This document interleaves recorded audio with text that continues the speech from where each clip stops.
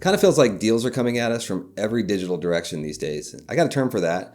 It's called promotion fatigue. But how do you know when it's the best time to buy something or whether you're getting the best price? Well, we look at this stuff for a living and we've learned a thing or two. Today, we're going to talk about shopping and the best time to buy to save money. So if you want the best deals on pretty much everything, you're going to want to shop the two biggest sale periods of the calendar. And our research shows that Amazon Prime Day and early Black Friday sales really do represent the absolute lowest prices on products. And we know this because we tracked a range of products over the whole course of 2022, looking at every major holiday weekend, and got some really good insights. So we tracked the price of AirPods Pro. Everybody loves those. And the latest model at the time that we tracked went down to $149.50 price during Amazon's Prime Early Access sale in October, which was basically Black Friday before Halloween. How about an Instant Pot pressure cooker? The model we tracked bottomed out during Amazon's Prime Day sale in July. Need a smartwatch? The Prime Early Access sale in October marked the best price on the Fitbit model we tracked. So I mentioned a lot of Amazon deals, but during these major sale windows, you should absolutely check other retailers too, like the Targets, Walmarts, Best Buys, especially when it comes to personal electronics, because there's a good chance you might find a product for a few bucks or more cheaper. If you plan ahead, you can use these sale periods to buy gifts and get that out of the way. And as I said, a lot of retailers compete. These sale days turn into multi-day events, so you have time to really look and figure out what you want. But doing so could reduce stress, help you spread out your expenses over time, and really just avoid the need to go all in November and December for gift buying. It's probably no surprise that supply and demand dictates prices throughout the year. So for example, when the grass is growing in the spring and early summer, you're probably not going to find the best deal on an electric lawnmower, although Father's Day could be the exception sometimes. Similarly, in winter, you're probably going to pay full price on a jacket or parka when it's really cold. But there are a couple product categories to keep in mind at certain times throughout the year. May is a great time to buy furniture, especially during Memorial Day sales. June is semi-annual sale month. Retailers like Victoria's Secret, Bath & Body Works, and Under Armour have been known to hold semi-annual sales. Look for smaller household and kitchen appliances on Prime Day, usually in July. Start buying school supplies too if you can. With Labor Day sales, September is known for major appliances and mattresses. Look at mattresses in March and April too, when new models typically come in and older models are discounted. Might need to go to the store to check that out. Buy jeans in October after fall styles have been on the shelves a while. Get your new TV in November around Black Friday, or at the end of January or beginning of February around the Super Bowl. It never fails. There are always TV deals at those times. Let's talk about back to school. And back to school shopping is a big deal for families with kids. And the savviest shoppers will start back to school shopping in July because that's when retailers start to put school supplies on sale. And a tip here is spread out those shopping trips. When you get started early, that gives you more time to just kind of pick things up as you need them, as you see them on sale. Another tip, band together with other parents in the community, maybe in your kid's class, and that can help you save money. One of my colleagues here at NerdWallet does that for her kids and saves a lot of money every year. Buy backpacks and clothes and the expensive stuff.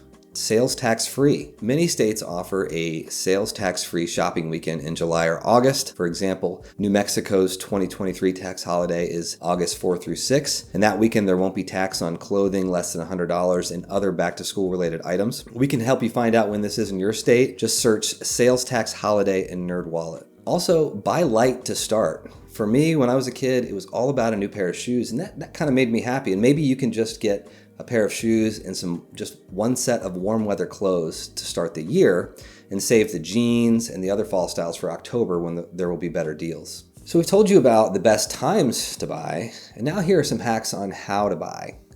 So make sure you get the best price at any time of the year. So with more online shopping and more online deals, there's really just more price parity. That's because retailers are looking at each other and they're competing and they're setting the same prices. And this has led, in my opinion, to fewer life-changing deals, but it's also led to less effort to find the best price. Look for the best price on an aggregator site like slickdeals.net that will show you the best deals from everywhere. You can check prices over time with something like Camel that tracks price of products sold on Amazon and shows fluctuations over time. You can get kind of techie and add something like the Honey browser extension to your Chrome, Safari, or Edge browser. It's actually not that techie at all. You just install it and it will run in the background while you're shopping on websites and search for coupon codes. Another tip here, play the long game on the things that you want. So some of the tools I just mentioned mentioned will allow you to set deal alerts, and you'll get an email when the price changes, which is pretty cool. My strategy is a little bit more manual. I like to put things in my Amazon cart, maybe things that I want but don't necessarily need right now, and I will purchase them later after the price goes down. And this really gamifies it for me. It gives me a reason to go check Amazon regularly, but not necessarily spend money every time. And over time, I may realize I don't even want the thing, and then I'll delete it from my cart. And you can do this anywhere where you have an account, and the store will store the contents of your cart. You can also maybe get a discount just for accidentally leaving something in your cart. Some of these newer brands have automated emails, and they will push an email to you and ask, you still want to buy this? And they'll attach a percentage off to it, so you can get a discount just for leaving something in your cart.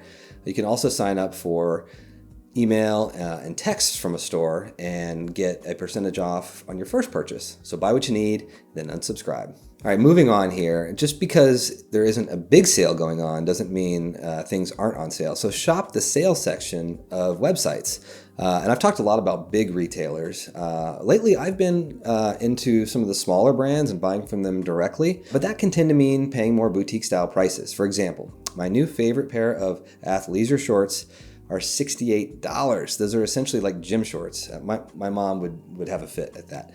But I won't buy them for more than $50 because I shop the sales section of the store's site. And sometimes it can be buried. You have to kind of dig around to find it. But usually you can find an item you like. Maybe it's an unusual color like turmeric. But if you can live with it, buy it. And I'll tell you, the turmeric shorts that I bought actually turned out to be pretty cool. The next tip is you may be able to save some with a rewards credit card. And there are store-branded rewards cards and regular rewards cards that give you sort of different points for different categories, obviously. And these can add up to cash back on your purchases, some extra savings. But be careful when you're choosing a credit card. There can be gimmicks, over-the-top APRs. You really want to read the fine print to make sure you're getting a good deal. And read reviews before you apply for one. It's as simple as that. Also, join store loyalty programs. If you shop places a lot, you can accumulate points and get cash back there. There are also a ton of cash back apps out there that will give you a discount. Apps like Rakuten, Ibotta are just a couple of the many. But the theme here is all of these sort of techniques, tools add up to a little bit of savings. So don't let the potential for rewards drive your purchase. It really should just be the cherry on top. Okay, last tip, and this is an important one.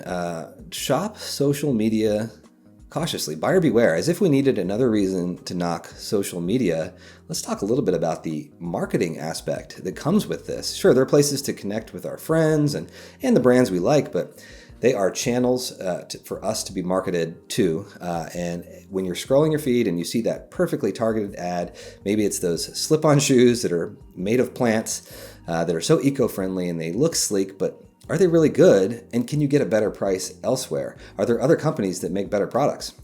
So the point here is kind of recognize the rush of the ad and take a step back and do some research. Check reviews, check prices, compare prices with other retailers, and make sure that the product is even good. Make sure you want it. That will avoid what a lot of people who buy on social media have found, which is disappointment when the product arrives and it's not what they expected. So I think we made it clear that it is a deal-saturated world out there full of promotion fatigue. Shopping is all around us. Marketing is all around us.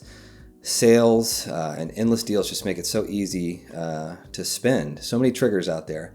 But it's on you to spend wisely. And you can do that by timing your purchases right, making the most of big sales. You can use online tools at your disposal to avoid paying too much, make sure you're getting the right price.